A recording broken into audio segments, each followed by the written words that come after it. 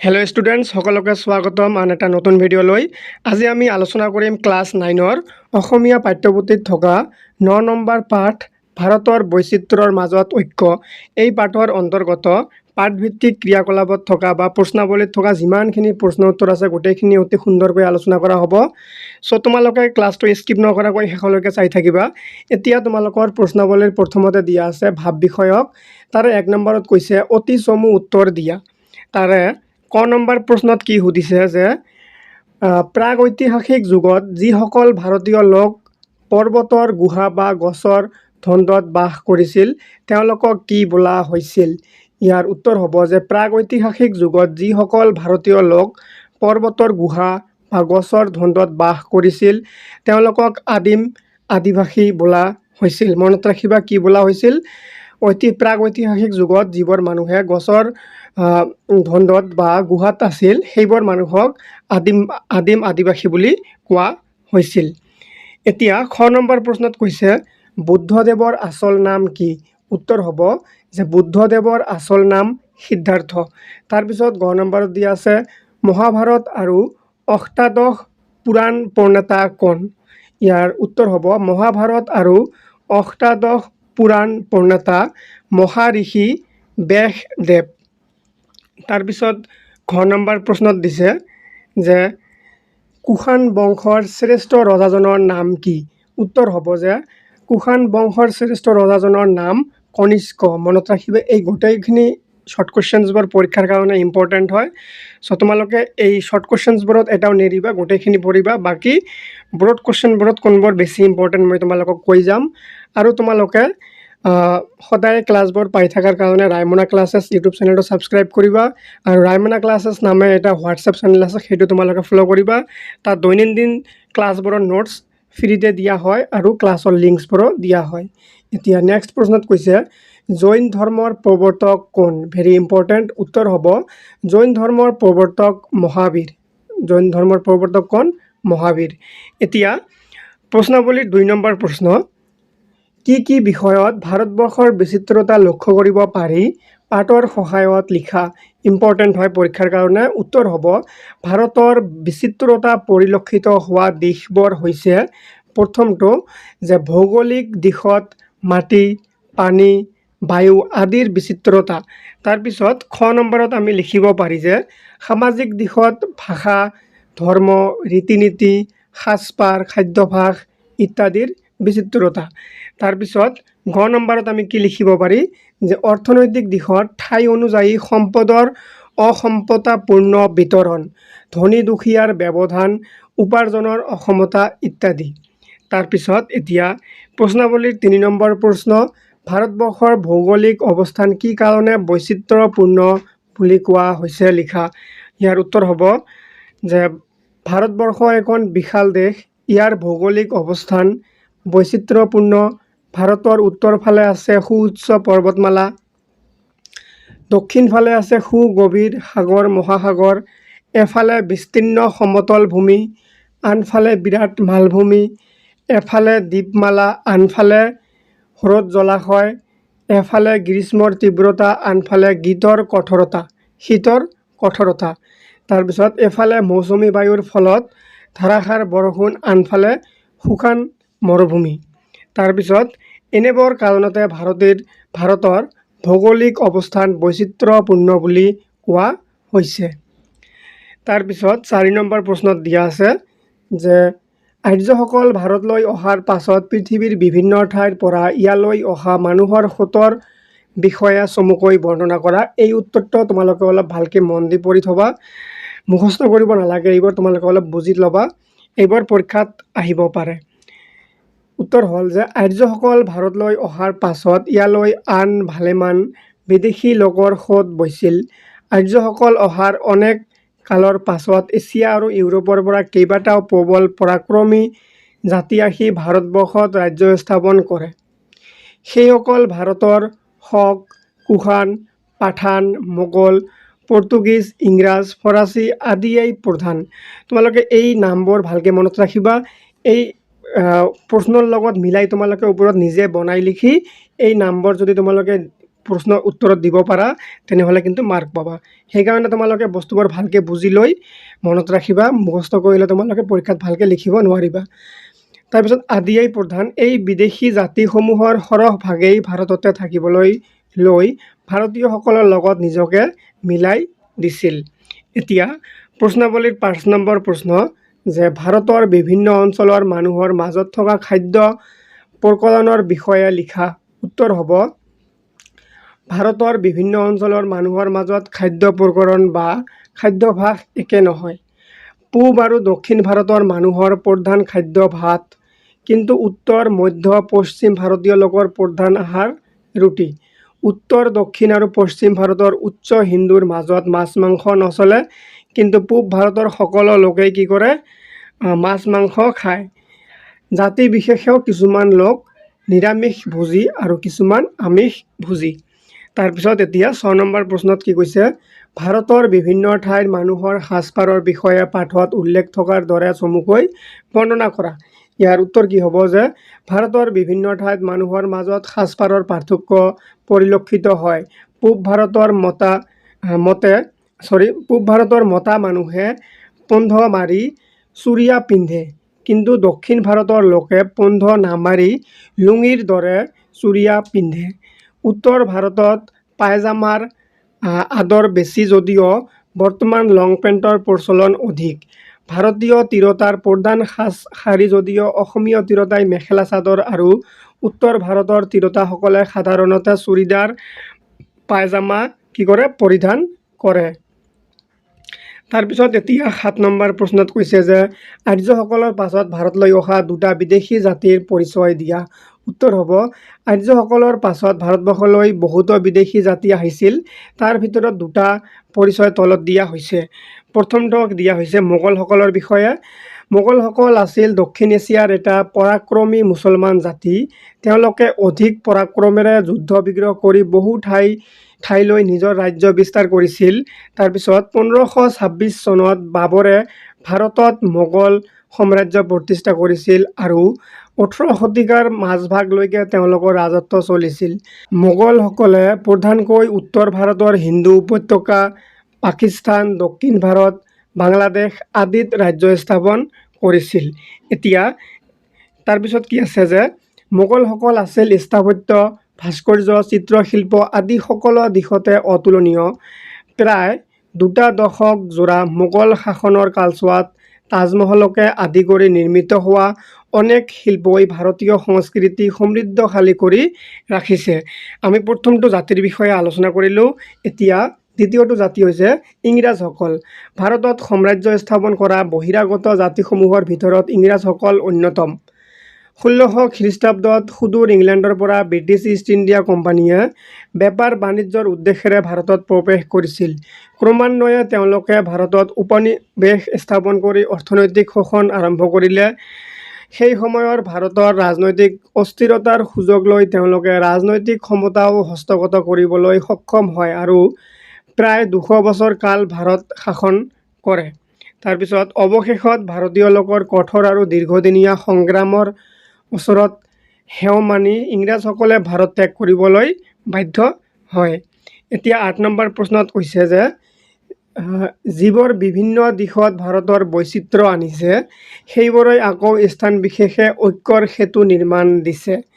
এই কথাষাৰৰ মাজেদি কি বুজাবলৈ চেষ্টা কৰা হৈছে? এনেকুৱা ধৰণৰ প্ৰশ্নবোৰ বেছি ইম্পৰ্টেণ্ট হয়, তোমালোকে এইবোৰ অলপ বেছিকৈ ভালকৈ পঢ়াৰ চেষ্টা কৰিবা। উত্তৰ হ'ব যে যিবোৰে বিভিন্ন দিশত ভাৰতৰ বৈচিত্ৰ্য আনিছে, সেইবোৰেই আকৌ স্থান বিশেষে ঐক্যৰ সেতু নিৰ্মাণ কৰি দিছে। যেন ই বহুৰঙী সূতাৰে গঠা এখনি ফুলাম দলিচাহে। উদাহৰণ স্বৰূপে অসমত বাস কৰা বিভিন্ন ধৰ্মাৱলম্বী লোকসকলে ধৰ্মীয় দিশত বিভিন্ন আদৰ্শত পোষণ কৰিলেও তেওঁলোকৰ মাতৃভাষা অসমীয়াই তেওঁলোকক এক অসমীয়া জাতিৰূপে বান্ধি ৰাখিছে। আনহাতে অসমীয়া হিন্দু এজনৰ ভাষা আৰু আচাৰ নীতি দক্ষিণ ভাৰতৰ হিন্দু এজনৰ ভাষা আৰু আচাৰ নীতিৰ মাজত বিভিন্নতা থাকিলেও ধৰ্মীয় বান্ধনে দুজনকে এক কৰি ৰাখিছে। এনেদৰে কোনো এটা দিশত বিভিন্নতা বা বিচিত্ৰতা থাকিলেও আন এটা দিশত একতা পৰিলক্ষিত হয়। বিচিত্ৰতাৰ মাজতো থকা একতাৰ এনাজৰীয়াই হৈছে ভাৰতীয় জীৱনৰ মূল আদৰ্শ। তাৰপিছত 9 নম্বৰ প্ৰশ্নটো ইম্পৰ্টেণ্ট হয় যে ঐক্য স্থাপনৰ ক্ষেত্ৰত সুকুমাৰ কলা সংস্কৃতিৰ বৰঙণিও ওলাই কৰিব নোৱাৰি। এই কথাষাৰৰ যুক্তিযুক্ততা চমুকৈ বিশ্লেষণ কৰা। উত্তৰ হ'ব যে সংগীত, চিত্ৰকলা, ভাস্কৰ্য, স্থাপত্য আদিয়েই হৈছে সুকুমাৰ কলা।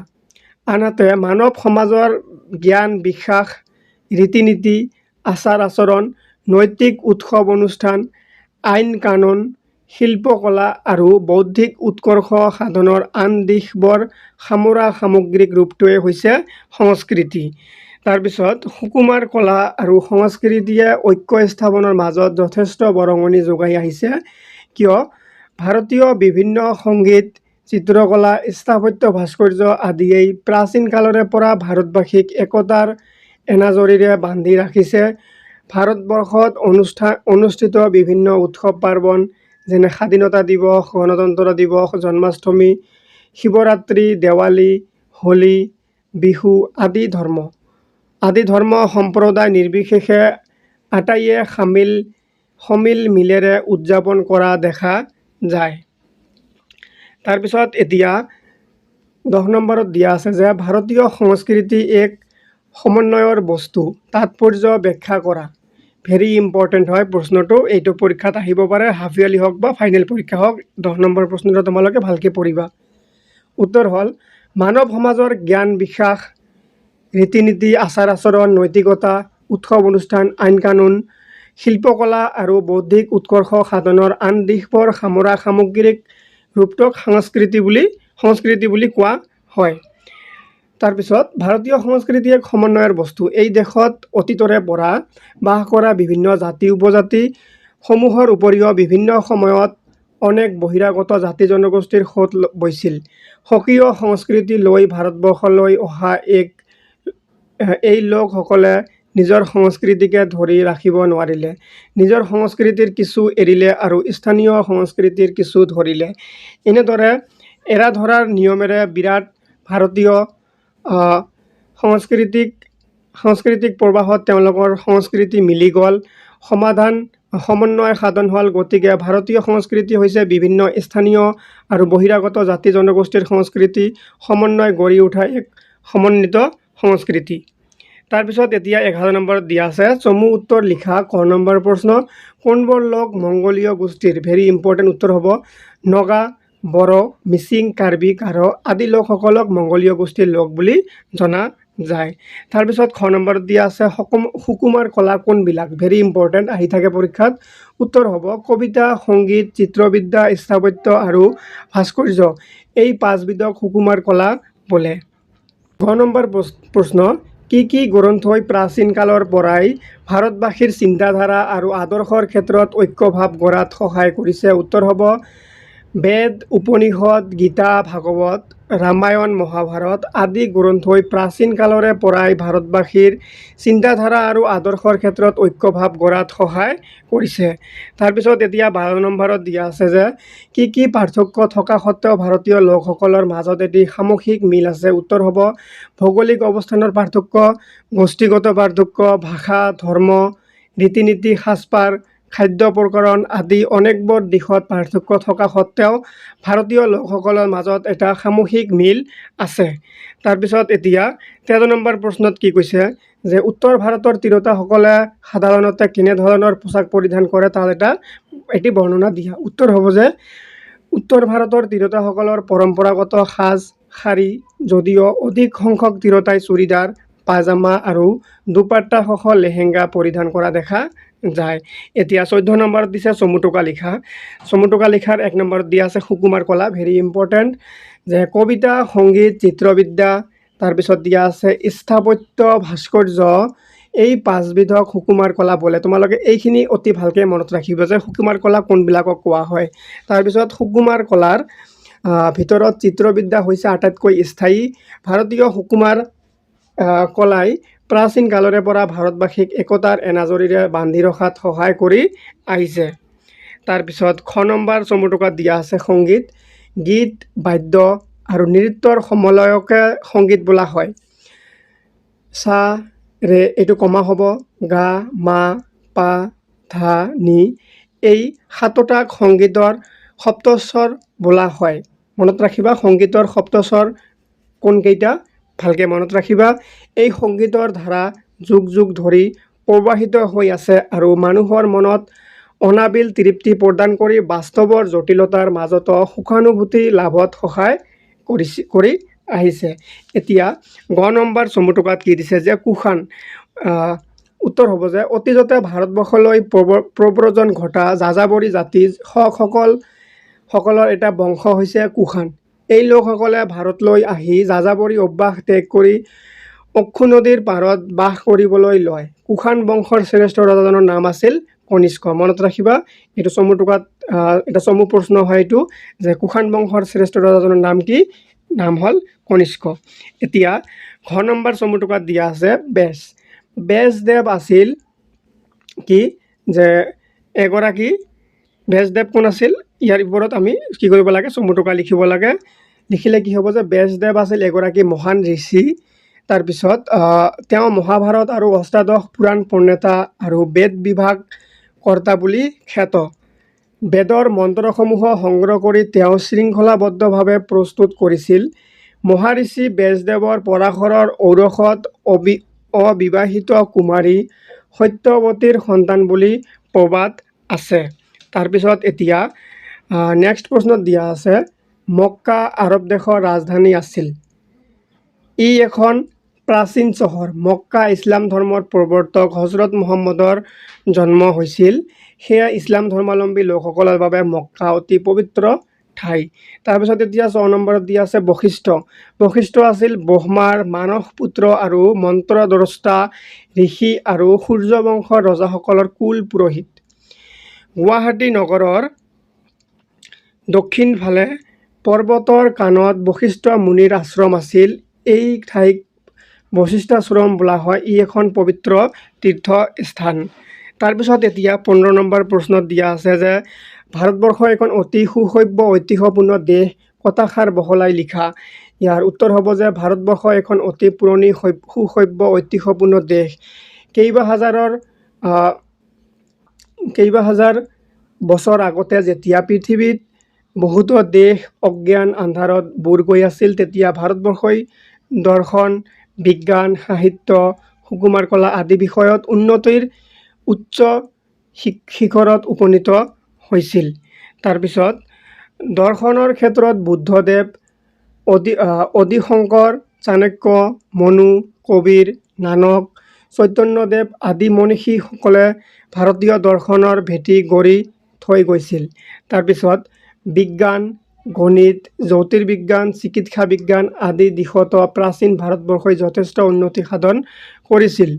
তাৰপিছত শূন্য আৰু গাণিতিক সংখ্যাৰ প্ৰৱৰ্তক, তাৰপিছত গণিতজ্ঞ, জ্যোতিৰ্বিদ আৰ্যভট্ট আৰু বৰাহমিহিৰৰ নাম এই ক্ষেত্ৰত বিশেষভাৱে উল্লেখযোগ্য। চিকিৎসা বিজ্ঞানত সুশ্ৰুত, চৰক আদিৰ অৱদান চিৰস্মৰণীয়।